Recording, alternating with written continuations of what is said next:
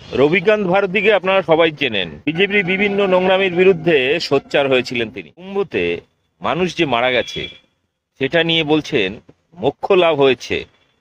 ধীরেন্দ্র শাস্ত্রীর এই বক্তব্যকে চ্যালেঞ্জ করেছেন তিনি। তিনি বলেছেন, ভাই তুমি গিয়ে ওখানে শুয়ে পড়ো, তোমার তাড়াতাড়ি মোক্ষ লাভ হবে। তার একটি ভিডিও বার্তা আমাকে পাঠিয়েছেন, আপনাদের দেখাবো কি ভাষায় এই বাবাজিদের, বিশেষ করে ধীরেন্দ্র শাস্ত্রী যাকে বাগেশ্বর বাবা নামে পরিচিত, তার এই নোংরামি বক্তব্যের বিरुद्ध সোচ্চাर হয়েছেন। देखून एवं व्यापक शेयर। दोस्तों नमस्कार, मेरा नाम रविकांत भारती है। बागेश्वर धाम के धीरेंद्र शास्त्री को तो आप पहचानते ही होंगे। आप सभी को पता होगा कि मौनी अमावस्या में भीड़ इतना आ गया कि कंट्रोल से बाहर, व्यवस्था के नाम पे वहां पूरी तरह से अव्यवस्था थी और अंत में कितने लोग मारे गए भगदड़ में आप सभी को पता है। इसके लिए जिम्मेदार कौन है? इसके लिए जिम्मेदार जो बंदा है ना, जो कार्टून है, वह बागेश्वर धाम वाला धीरेंद्र शास्त्री है। क्योंकि यह अक्सर वीडियो में लोगों को उकसाता है, यहां तक कि देशद्रोही तक कह देता है और यह भी कहता है कि मरने के बाद तुमको प्रयागराज आना पड़ेगा, तुम्हारी अस्थियां आएंगी, तुम क्यों नहीं आओगे? और इस तरह से बात करके लोगों को उकसाता रहा। जो ये हादसा हुआ है, इस हादसे को संज्ञान में लेके धीरेंद्र शास्त्री के ऊपर देखा जाए तो इसके ऊपर एफआईआर करके मुकदमे चलाना चाहिए। धीरेंद्र शास्त्री जरा इस वीडियो को सुनिए, उस वीडियो में क्या कह रहा है। हम यहाँ व्यवस्था लेने थोड़ी आए, यहाँ तो सनातन का परचम लहराने और अपनी गंगा मैया में डुबकी लगाने आए। हर व्यक्ति को आना चाहिए, जो नहीं आएगा वो पछताएगा, वो देशद्रोही कहलाएगा। आपने देखा इस वीडियो में क्या कह रहा है कि अगर कुंभ में जो नहीं आएंगे, जो आएंगे प्रयागराज कुंभ में वो भाग्यशाली हैं और जो नहीं आएंगे वे देशद्रोही कहलाएंगे। सोचिए, देशद्रोही मतलब अगर कोई अंधभक्त भी अगर अभी तक कुंभ नहाने नहीं गया है तो वो देशद्रोही हैं।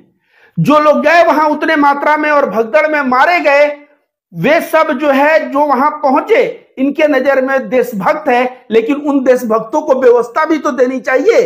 इतने लोग मर गए, इसके ऊपर मौन क्यों हो गया है बाबा? मैं बता दूं दोस्तों, धीरेंद्र शास्त्री जिस तरह का हरकत किया है, इसके ऊपर तो मुकदमा बनता है, इसके ऊपर एक मुकदमा होना चाहिए। यह जो कह रहा है, हम सभी हिंदू धर्म के मान्यता के अनुसार जब कोई मरता है, जलाया जाता है, अस्थियों को प्रयाग जो संगम है उस पर छोड़ा जाता है, तो ये मजाक ले रहा है कि अस्थियां छोड़ी जाएंगी। जो लोग ये भी कह रहे हैं कि कुंभ में डुबकी लगाना अंधविश्वास है, जो हमारे दलित भाई हैं, जो अंबेडकरवादी भाई हैं, क्या वे सब देशद्रोही हो गए? यह पहले तो मुसलमानों को देशद्रोही कहता था, अब दलितों को भी देशद्रोही कहने लगा है। तो दोस्तों, आपने इसका ये वीडियो देखा, अब जरा इस वीडियो को भी देख लीजिए, जिसमें कह रहा है कि आप जो है जिंदा नहीं जाओगे और कमेंट करोगे तो मृत्यु के बाद 15 रुपए के डब्बे में भर के तुम्हारी अस्थियां वहां जाएंगी। प्रयागराज जो भी महाकुंभ में आए हो, भाग्यशाली हो, जिंदा में आए। और जो नहीं आ रहे, घर बैठे बयानबाजी कर रहे हैं, बेटा 25 रुपया के मटका में आओगे। आपने इस वीडियो को भी देखा। इस तरह का ये जो कार्टून है, जो अजूबा है, इस तरह की बातें करके लोगों को उकसाया, कुंभ में बुलाया और कुंभ में जब भीड़ उमड़ी तो उसके बाद त्राही त्राही हो गया। और उसके बाद ये क्या कहता है पता है? बागेश्वर धाम की हम महाकुंभ में ही हैं और रात्रि जागरण कर रहे हैं और ठंड भी है, भीड़ बहुत बढ़ गई है। हम यही कहना चाहेंगे कि जो जहां है आप वहीं रहें, सुरक्षित रहें, ताकि किसी भी प्रकार की अनहोनी ना होवे। भगदड़ जैसी स्थितियां बन रही हैं और अभी सब कुछ साकुशल है, लेकिन कृपा करके जो जहां है, आने की सोच रहे हैं, वो अभी वहीं रहें, ताकि सुरक्षित रहें, संरक्षित रहें और अपना संगम का मौनी अमावस्या का स्नान अपने आसपास के सरोवर से करें। इस वीडियो में कह रहा है आप जहां है सरोवर के पास नहा ले, घर के पास नहा ले, यहां न आए, यहां व्यवस्था संभल नहीं रही है। तो शुरू में कहता है देशद्रोही हो, और जब लोग चल देते हैं, भीड़ आ जाता है काफी मात्रा में, तब ये कहता है कि तुम अगर आ रहे हो तो 50 किलोमीटर दूर सरोवर में ही नहा लो, घर के पास सरोवर में नहा लो, बस फंस गई है 200 किलोमीटर दूर, वहीं पे नहा लो। किस तरह का यह दोहरा चरित्र है? इस चरित्र को दोहरा चरित्र बोला जाता है। यह किस तरह का दोहरा चरित्र है? दोस्तों, यही बागेश्वर धाम का धीरेंद्र शास्त्री है जो कह रहा था कि मुसलमान जो हैं वह यहाँ पे न आए। मेरे अंगने में तुम्हारा क्या काम है? इनका मक्का मदीना है, वहां पर तो सनातनी हिंदुओं की दुकानें नहीं है, वहां तो आप लोगों को जाने नहीं मिलता ना। वहां भगवा रंग के कपड़े भी मक्का मदीना में प्रवेश नहीं कर सकते पहन करके, रोक है उस पर। तो फिर मेरे अंगने में तुम्हारा क्या काम है? लेकिन वे मुसलमान भाई जब कुंभ का भीड़ नहीं संभला, सरकार से नहीं संभला व्यवस्था देके, जब मस्जिदों और मुसलमानों के इलाके में पहुंचा तो मस्जिद का सारा टॉयलेट खोल दिया गया, मस्जिद की द्वार खोल दी गई, वहां पे बेड का व्यवस्था किया गया, मुसलमानों ने घर के दरवाजे खोल दिए, हर तरह से खाना पानी का व्यवस्था किए। और अब पूरा दुनिया इस वीडियो को देख के यही कह रहा है कि यह हमारा हिंदुस्तान है, यह गंगा यमुना तहजीब है, यहाँ गंगा यमुना का संगम भी है और तहजीब भी है, और यह देखने को मिला प्रयागराज में। अब बागेश्वर धाम का धीरेन्द्र शास्त्री जो मुसलमानों को कहता था कुंभ में नहीं आने दिया जाए, देखा जाए तो इसको तो माफी मांगनी चाहिए मुसलमान भाइयों से, क्योंकि जब तू बोला मुसलमान नहीं आएंगे, तू बोला हिंदू भाई सनातनी भाई आओ, और जब आए तो व्यवस्था तू नहीं करवा पाया। उसके बाद सरोवर पे नहाने का तू एडवाइस देने लगा, और जो मुसलमान व्यवस्था दिए हैं उन कुंभ के जो श्रद्धालु हैं, श्रद्धालुओं को, तो तुम्हें तो उस हिसाब से देखा जाए तो मुसलमान भाइयों से माफी मांगनी चाहिए।